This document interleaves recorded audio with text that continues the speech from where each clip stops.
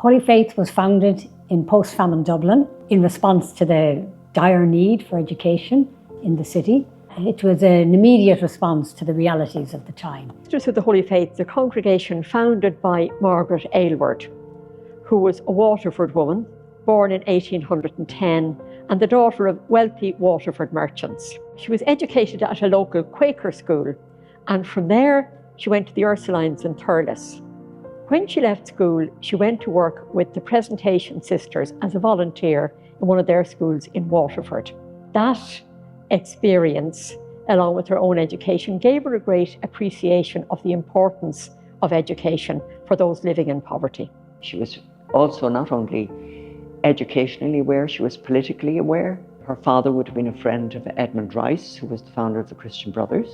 So she would have been exposed really to the whole concept of education being of value. Around the 1840s, she moved to Dublin. She moved down to the Gardner Street area, and that was really her introduction to working in the Dublin slums. Areas full of dispossessed people, abandoned people, particularly women and children, because so many of the men had gone to work in England. And when she was in Dublin, she joined the Association of the Ladies of Charity of St. Vincent de Paul, and then met a Vincentian priest called Father John Gowan. He had worked in County Wicklow during the famine, so he had a great emphasis on the importance of education as the way out of poverty. Margaret Aylward summed up her mission in saying, "Our chief care is for the poor, and our principal concern, the defence of the faith." So she started with setting up then primary schools, and she saw that as the service she would offer, in that the children would be educated, and she gave the material support. There were food and clothing and all necessity applied to the poorest. Well, our Holy Faith primary schools, many of them are called after our patron St. Bridget. They were all established firstly in the inner city of Dublin, in places like Crow Street, the Coombe, Little Strand Street.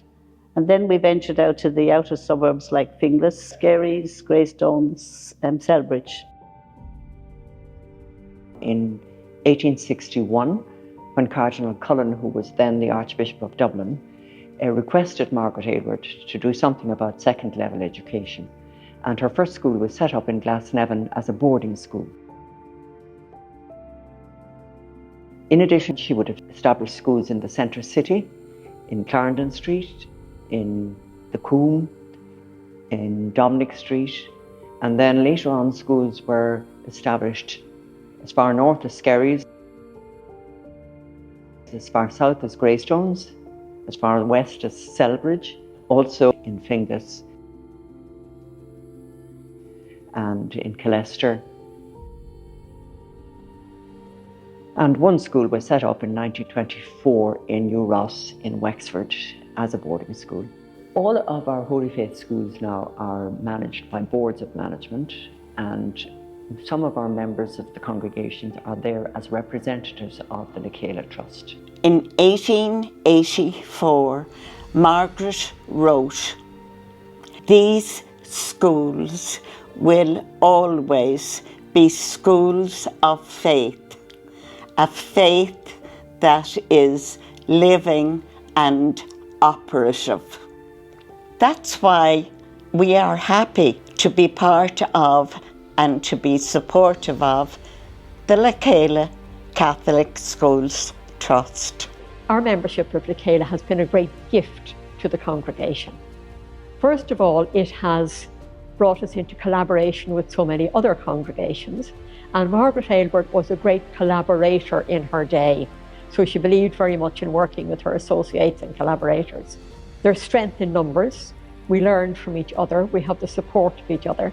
So I see it only in a positive light. I think it's been one of the great blessings of the last years. The schools are Catholic in the sense of trying to live gospel values: justice, compassion, care. Margaret Aylward had one piece, being very nationalistic, very patriotic. The future of Ireland is in the education of the poor. Because of our faith, we care for people and care for the world, care for the earth. And that was our whole purpose, and that's, I think, we still try to do. The ethos of the school for me, it's almost like theme music that plays in the background of every activity that takes place within the schools. You know, it almost resounds from the walls of the ancient buildings, and it's caught rather than taught.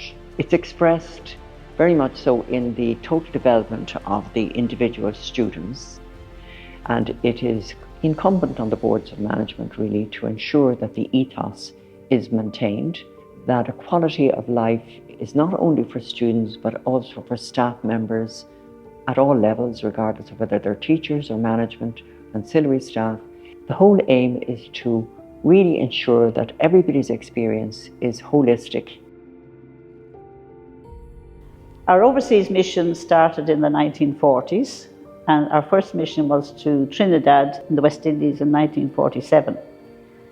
As of now, 2025, we have sisters in Trinidad, New Zealand, the United States of America and South Sudan. We also had missions in Australia, Peru, Mexico and American Samoa. Most of our ministry was in education at all levels, including third level. But many of our sisters also worked in parishes working in faith development. I'm now working in teacher training in South Sudan, in Yambio.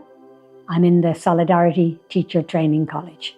The schools in South Sudan, because of decades of war, the school system is only beginning. The majority of children are not in school. So one of our big things, and it's a real holy faith thing, is building up the female teachers so that makes the schools welcoming and safe places for girls to attend.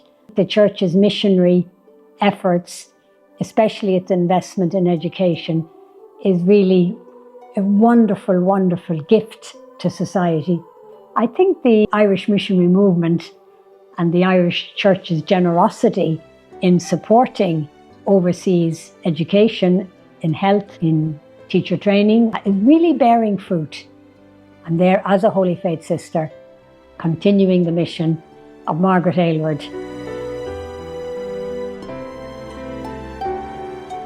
I have great hope for the future of the schools, really.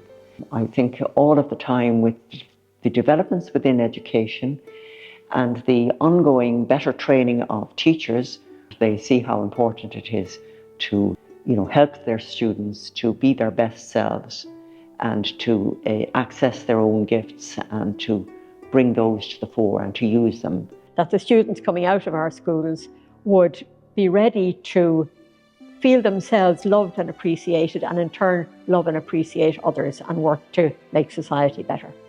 And that's why I want our schools to be rooted in faith, rooted, proud of their tradition, but forward-looking.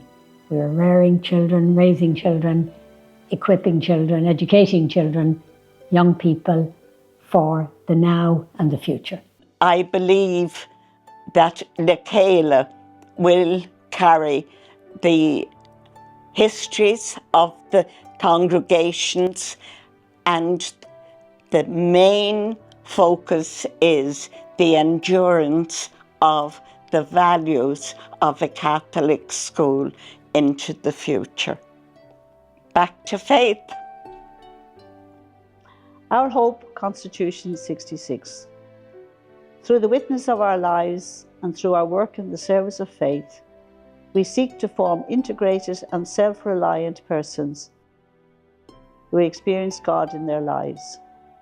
As they become convinced of God's love for all and aware of injustices and needs around them, they will be moved to work for a better world.